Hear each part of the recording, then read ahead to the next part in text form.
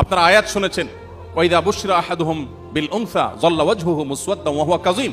যখন কারো কন্যা সন্তান হয়েছে, মেয়ে জন্ম হয়েছে, এই কথা বলা হলে তার মুখটা কালো হয়ে যেত। সেই সমাজে মুহাম্মদ সাল্লাল্লাহু আলাইহি ওয়াসাল্লাম চারটি কন্যার বাপ, পরিণত বয়স পর্যন্ত যারা বেঁচে ছিলেন। এটা ছিল সমাজের বিরুদ্ধে তার সংগ্রাম। এখানে তার হাত ছিল না, আল্লাহ তাআলা তাকে দিয়ে এটা করিয়েছেন। তাকে আল্লাহ তাআলা এই কন্যা সন্তানের বাবা হিসাবে সারা জীবন গর্বের সাথে রেখেছেন।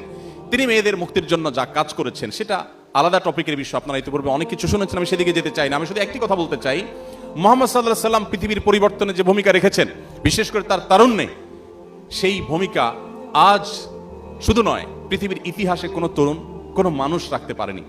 তার সমাজের বুকের উপর দাঁড়িয়ে আমরা বৈষম্য বিরোধী আন্দোলনের মধ্য দিয়ে একটা নতুন বাংলাদেশ পেয়েছি।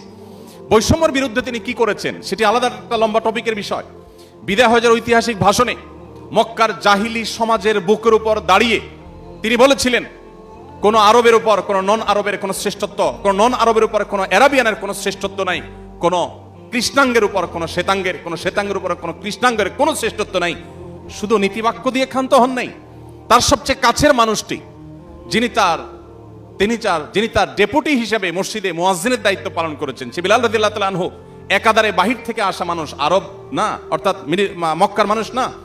আবার তিনি একসময় কৃতদাস ছিলেন, যাকে প্রচন্ড ভাবে ঘৃণা করত মক্কার মুশরিকরা বা মক্কার সাধারণ মানুষেরা, মানুষের মর্যাদা তাকে দিত না। এবং সেই সাথে তিনি ছিলেন একই সঙ্গে কৃষ্ণাঙ্গ, আবার দাস ছিলেন, আবার বাহির থেকে আগত ছিলেন। এতগুলো নেগেটিভ বিষয় থাকা সত্ত্বেও নবী করিম সাল্লাল্লাহু আলাইহি ওয়াসাল্লাম তাকে তার মুয়াজ্জিন হিসেবে নিয়োগ দিয়েছেন।